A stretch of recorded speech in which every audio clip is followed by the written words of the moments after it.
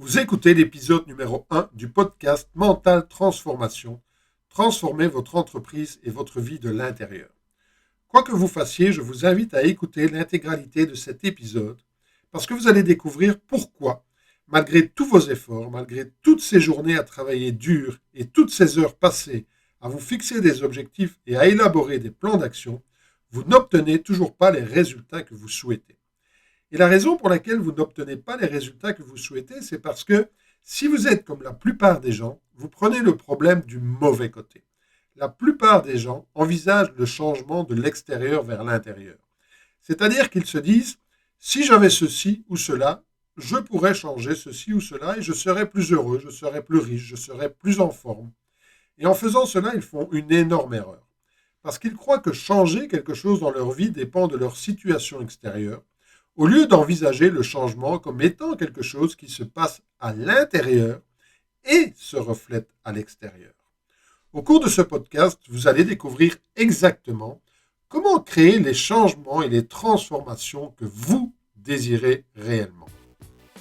Bonjour, je suis Fabien Simal et vous êtes sur le point de commencer à transformer votre vie de l'intérieur avec ce podcast. Depuis plus de 20 ans, j'ai accompagné des centaines d'entrepreneurs.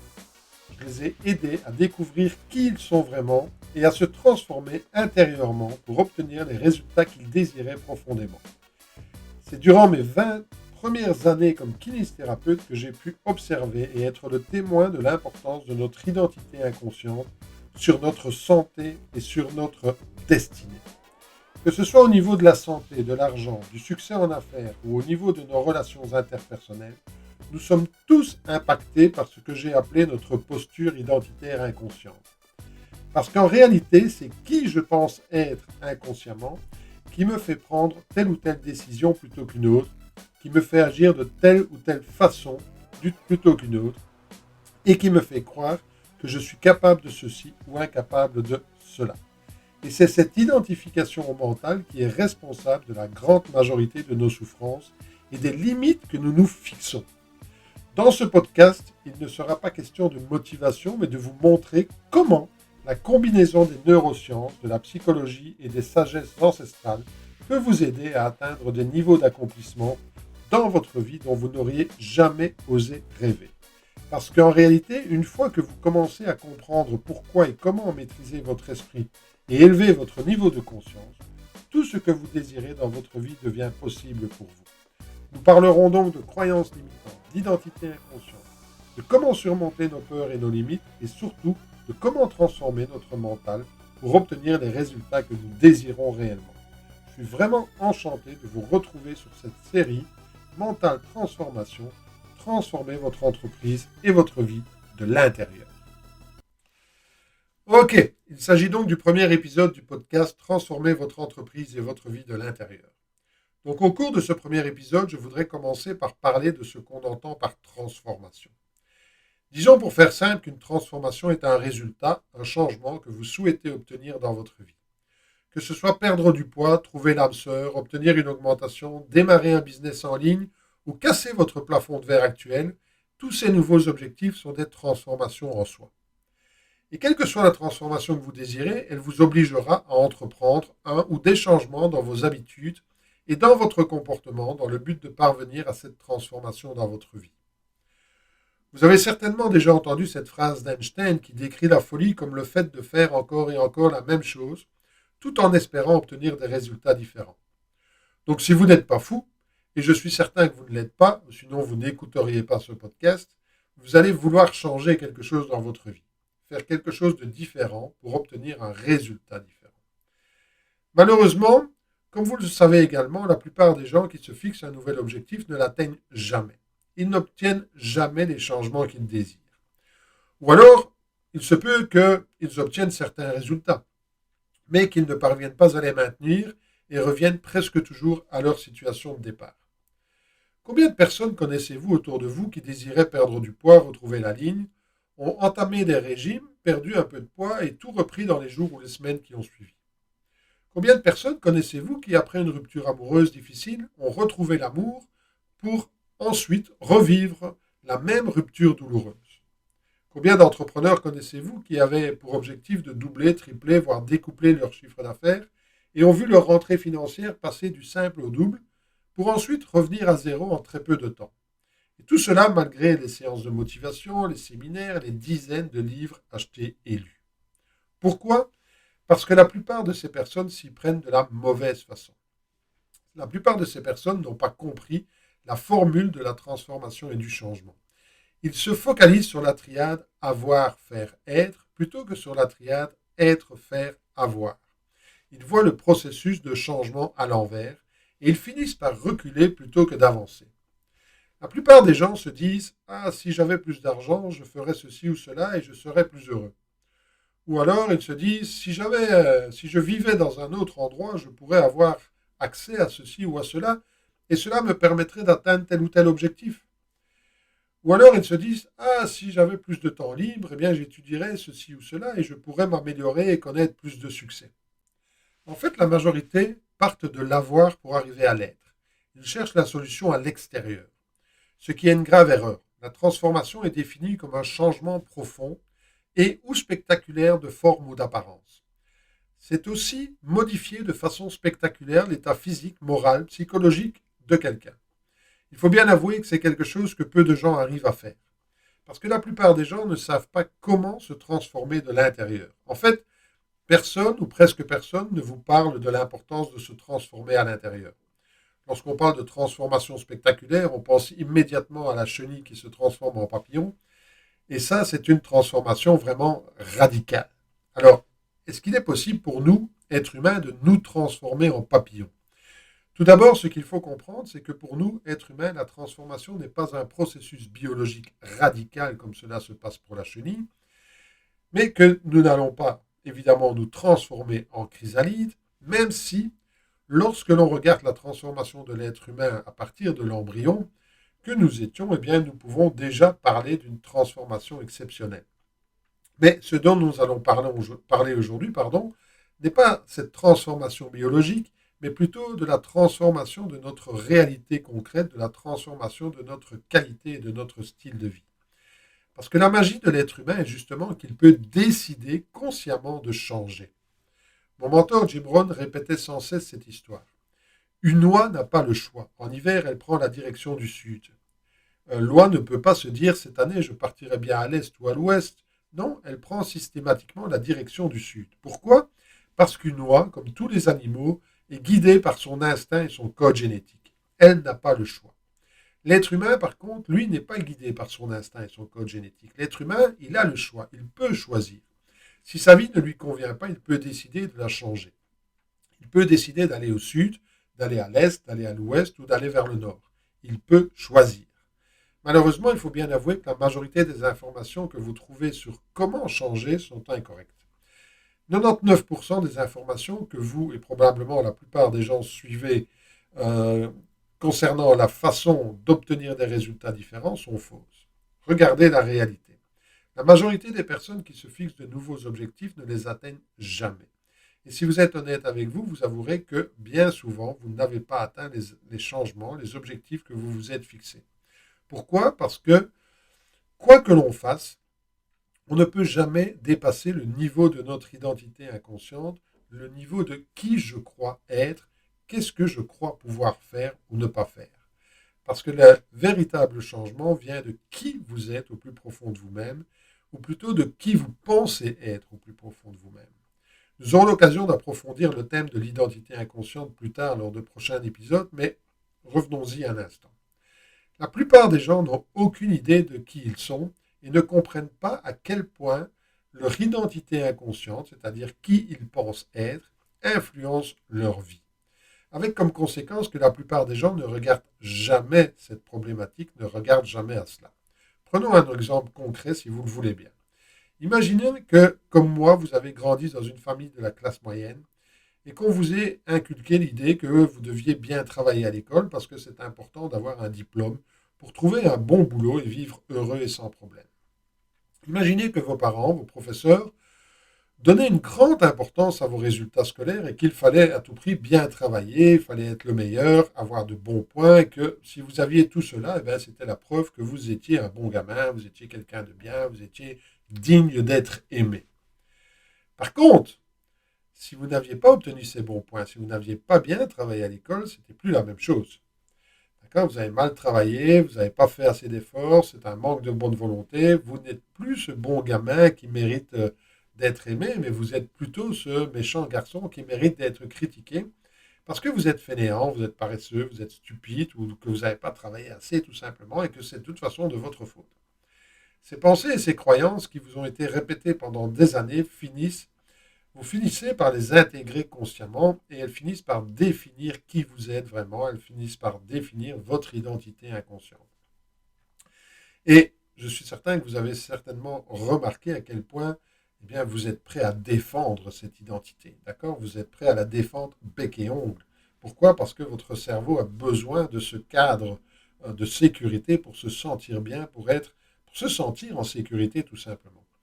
Et aujourd'hui, des années plus tard, à l'âge adulte, eh bien, vous agissez toujours en fonction de cette identité inconsciente que vous avez construite inconsciemment suite au feedback que vous avez reçu pendant votre enfance. Et ce qui est le plus interpellant, c'est que votre cerveau se fout en tout cas du bien et du mal. Pour lui, ça n'est ni bien ni mal. Cette identité inconsciente n'est ni bien ni mal. D'accord. Pour lui, il n'y a aucune différence entre le fait que vous vous considériez comme un perdant ou que vous vous considériez comme un gagnant. Il n'y a aucune différence entre le fait que vous vous considériez comme quelqu'un de bien ou comme quelqu'un de mal. Pour lui, c'est la même chose. D'accord. Le cerveau se sent en sécurité, se sent aimé, se sent reconnu, peu importe quelle est l'identité inconsciente que vous avez construite. Et ce que vous devez savoir, c'est que votre posture identitaire inconsciente agit en fait comme un thermostat et vous ne pourrez jamais aller au-delà de sa propre limite. Donc revenons au business et considérons que vous vouliez gagner 10K par mois, 20K par mois, 30K par mois, 50K par mois, peu importe, d'accord, quel que soit votre objectif. Eh bien en réalité, si votre thermostat est placé sur 5K par mois, vous n'irez jamais au-delà. Quoi que vous fassiez, même en travaillant jour et nuit, en vous formant encore et encore, en suivant des formations, en prenant de l'aide, en suivant du coaching, peu importe, si votre thermostat est bloqué à 5K par mois, eh bien vous serez limité à 5K par mois parce que vous avez atteint la limite de votre programmation mentale. C'est pourquoi il est si vital que vous changiez votre posture identitaire inconsciente. Le vrai changement, encore une fois, vient de l'intérieur. Kwasi Joyir, un marketeur américain, a décrit ce que j'appelle la boucle de la transformation. Et le problème, c'est que la majorité des gens utilisent cette boucle de la mauvaise manière, sans s'en rendre compte, et surtout sans se rendre compte que la façon dont ils l'utilisent est la véritable cause de leurs problèmes. La majorité des gens partent de ce qu'ils voient, de ce qu'ils appellent leur réalité. D'accord. Ils regardent leur vie, ils regardent leur compte en banque, ils regardent leurs relations interpersonnelles, leurs relations de couple, leurs relations en famille, ils regardent leur statut professionnel, ils se rendent compte qu'ils n'ont pas les résultats qu'ils désirent, et à partir de là, ils déduisent qu'ils ne sont pas la bonne personne, ou ils déduisent qu'ils ont certaines limites, et que, en fait, leur réalité montre leur propre valeur. D'accord. Et ils en déduisent que c'est ce qu'ils valent et qu'ils ne peuvent pas espérer mieux. Et à partir de cette déduction mentale, eh bien, ils agissent, ils font des choix, ils choisissent telle ou telle action qui est en conformité avec cette identité, et avec comme conséquence que bien, leurs actions renforcent leurs mauvais résultats et que ces mauvais résultats confirment le fait qu'en fait, ils ne sont pas la bonne personne, confirment leur posture identitaire inconsciente et ils renforcent l'histoire qu'ils se racontent encore et encore et encore depuis des années. Par exemple, une personne constate qu'elle n'arrive pas à perdre du poids. Quoi qu'elle fasse, elle a toujours ses kilos en trop. Donc elle finit par en déduire que voilà, elle est comme ça et elle va trouver toutes des raisons pour expliquer pourquoi elle est comme ça. Et elle va trouver des raisons logiques qui vont expliquer que quoi qu'elle fasse, elle ne peut de toute façon pas perdre du poids et qu'elle ne pourra jamais perdre du poids. OK? Et de toute façon, dans sa famille, tout le monde est en surpoids, on n'a pas la volonté pour y arriver, et puis on ne peut quand même pas se priver de tout. D'accord?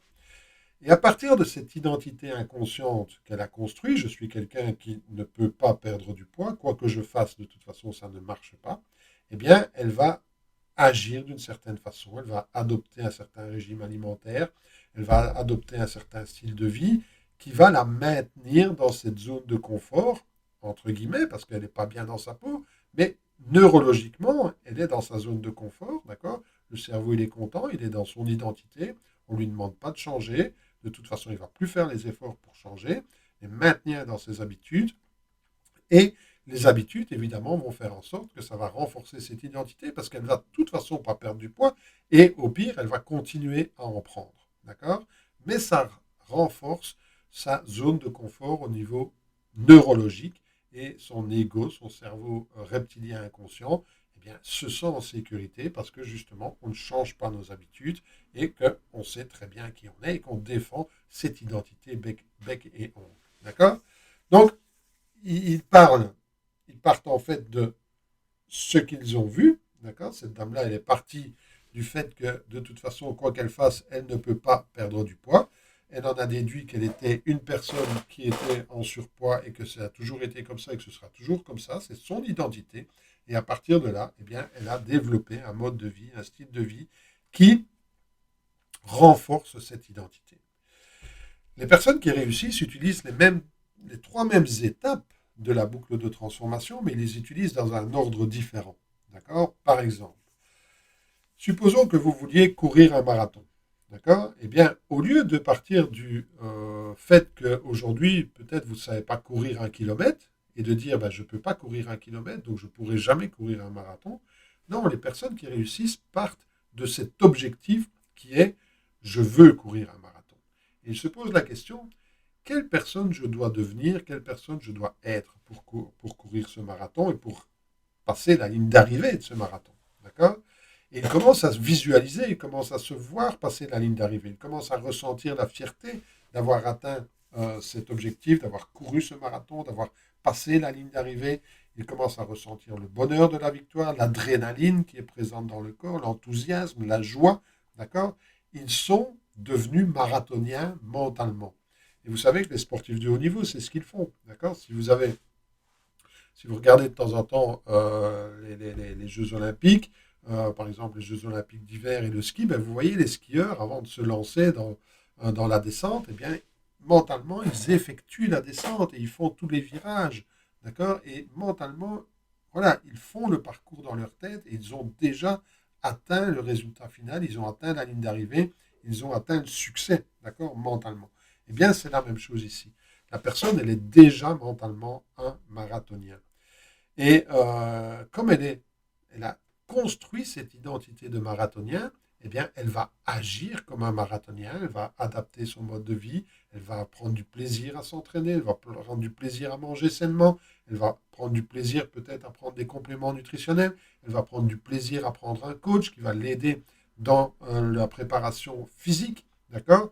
Elle va adopter les attitudes, les actions qu'un marathonien fait. Pourquoi? Parce qu'elle a créé cette identité de marathonien et évidemment, eh bien, elle va franchir la ligne d'arrivée le moment venu, ce qui va la conforter dans son identité de marathonien, au top de sa forme, en pleine santé, et pour qui l'hygiène de vie est maintenant devenue quelque chose d'important, mais de tout à fait naturel. Alors évidemment, ça ne signifie pas qu'il ne faut pas faire des efforts, et cela ne signifie pas que c'est facile, d'accord? Mais la grande différence se trouve dans le plaisir, justement. Et dans un futur épisode, je vous parlerai de comment modifier vos habitudes pour obtenir ce que vous désirez vraiment. Mais aujourd'hui, je veux que vous compreniez que vous ne pouvez pas transformer votre vie simplement en agissant différemment. Cela ne sera possible dans la durée que si vous adoptez la posture identitaire inconsciente de la personne qui a déjà atteint l'objectif que vous vous êtes fixé. D'accord? Vous ne pouvez pas obtenir un nouvel objectif, un nouveau résultat à partir de votre posture identitaire aujourd'hui. D'accord?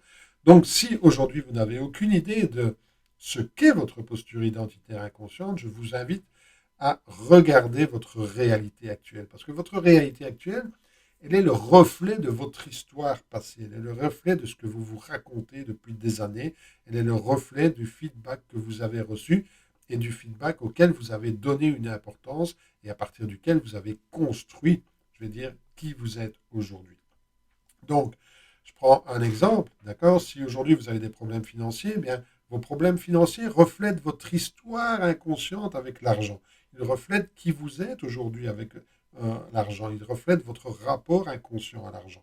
Si aujourd'hui vous avez des problèmes relationnels, eh bien, vos problèmes relationnels reflètent qui vous êtes inconsciemment par rapport aux relations, qui vous êtes par rapport à la relation familiale, la relation de couple. Peut-être que il est le reflet du couple de vos parents, il est le reflet de ce que vous avez vu pendant toute votre enfance, et peut-être que vous avez construit l'identité comme quoi, ben, voilà, vous ne pouvez pas avoir des relations saines, des relations calmes, des relations sereines.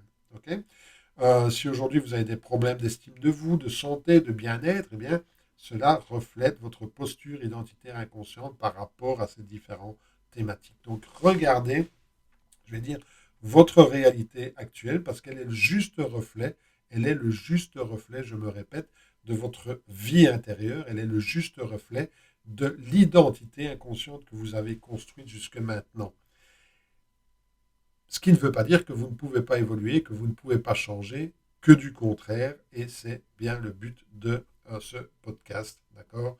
Transformer votre entreprise et votre vie de l'intérieur, de vous faire comprendre que votre réalité n'est que le reflet de ce qui vous êtes jusqu'à présent, de la personnalité que vous avez construite jusqu'à présent. Ok.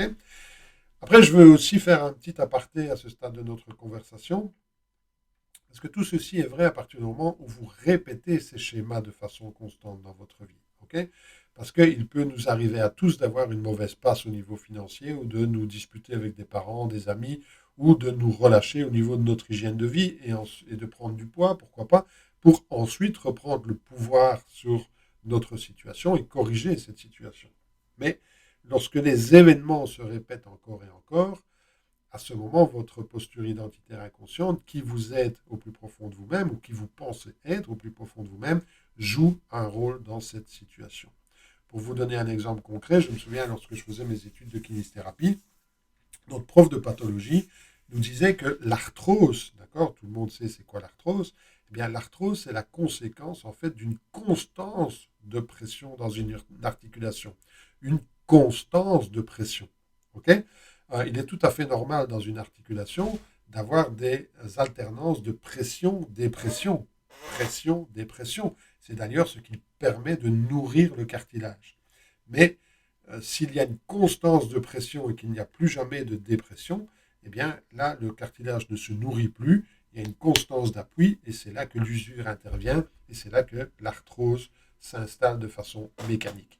Eh bien, il en va de même dans votre vie. Si vous avez toujours des problèmes financiers à répétition, si vous avez toujours des problèmes relationnels à répétition, si vous avez toujours les mêmes problèmes de santé, d'énergie, de vitalité à répétition, eh bien, demandez-vous quelle est l'histoire derrière cela. D'accord? Parce qu'il est fort probable que c'est votre thermostat interne, c'est votre identité interne, c'est qui vous croyez être et c'est l'histoire que vous répétez encore et que vous défendez inconsciemment qui se manifeste à travers toutes ces difficultés. Ok.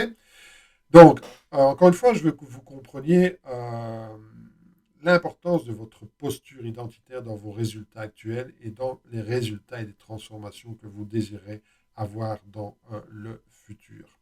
Dans un prochain épisode, on parlera évidemment de l'importance de votre histoire sur votre qualité et votre style de vie aujourd'hui, parce que vous ne pouvez pas obtenir un résultat différent de l'histoire que vous vous racontez inconsciemment. Si inconsciemment vous vous dites je ne peux pas gagner plus de 5 cas par mois, eh bien vous ne gagnerez pas plus de 5 cas par mois, quelles que soient les raisons pour lesquelles vous vous dites ça. Si inconsciemment vous vous dites je ne peux pas perdre du poids, eh bien vous ne perdrez pas du poids, quels que soient les régimes que vous fassiez. Si inconsciemment vous vous dites je ne peux pas être heureux en ménage, eh bien quelles que soient les rencontres que vous allez faire, il y a de fortes chances pour que vous ne soyez jamais heureux en ménage. D'accord? Pourquoi? Encore une fois, je vais revenir à Einstein, comme le disait Einstein, vous ne pouvez pas résoudre un problème avec le même état d'esprit qui a causé ce problème. Donc si vous voulez que les choses changent dans votre vie, vous devez changer. Si vous voulez que les choses s'améliorent dans votre vie, vous devez vous améliorer. OK? Donc voilà qui conclut le premier module de ce podcast, Transformer votre entreprise et votre vie de l'intérieur. Maintenant, restez à l'écoute et continuez à écouter car dans le prochain épisode, vous apprendrez quelle est réellement votre posture identitaire inconsciente et comment elle impacte toute votre vie. Pour vous mettre l'eau à la bouche et vous donner un exemple de l'importance de qui vous êtes inconsciemment ou de qui vous pensez être inconsciemment, d'accord? Eh bien, posez-vous cette question toute simple, toute bête, toute concrète, toute pratique, d'accord? Qui ne va pas vous faire réfléchir longtemps. Quelle marque de dentifrice avez-vous acheté la dernière fois que vous avez acheté du dentifrice? Eh bien, si vous êtes comme la plupart des gens, vous êtes entré dans un magasin et vous avez acheté la même marque, la marque identique, la marque de dentifrice que vous achetez depuis 1 an, 2 ans, 5 ans, 10 ans, 15 ans, 20 ans, 30 ans peut-être. Pourquoi? Parce que c'est devenu une habitude, parce que ça fait partie intégrante de qui vous êtes. D'accord? Et tout ça, évidemment, de façon inconsciente. Et vous voyez que ça impacte même des choix. Voilà, des petits choix comme quel dentifrice est-ce que j'utilise. OK? Donc, au prochain épisode, vous allez apprendre quelle est votre identité inconsciente, d'où elle vient, comment elle a été créée et comment vous pouvez commencer à la changer pour obtenir de meilleurs résultats. Donc, restez à l'écoute. Merci d'avoir écouté ce podcast. Si vous êtes le genre de personne qui aime aider les autres, partagez ce podcast avec vos amis et votre famille. Vous savez, en réalité, si vous avez trouvé de la valeur dans ce podcast, il y a de fortes chances pour qu'ils en trouvent aussi. Alors, s'il vous plaît, partagez ce podcast via vos médias sociaux. Aussi, si vous avez des questions, je suis là pour vous aider. Vous pouvez rejoindre mon groupe Facebook Mental Transformation ou me joindre via Messenger. Je me ferai un plaisir de répondre à vos questions. Et je pourrais, pourquoi pas, utiliser votre question pour un futur épisode de ce podcast. Vous pouvez également me suivre via Instagram ou via YouTube. Enfin, j'ai une demande personnelle parce que je suis convaincu que nous sommes ici pour nous aider les uns les autres et pour aider un maximum de personnes à grandir et à évoluer. Donc, laissez-moi une critique positive tant qu'à faire, que ce soit sur ce média, sur iTunes ou partout où ce podcast sera présent. Je vous en serai évidemment reconnaissant et surtout, grâce à votre aide, ensemble, nous allons pouvoir transformer beaucoup plus de vies. Merci pour votre écoute.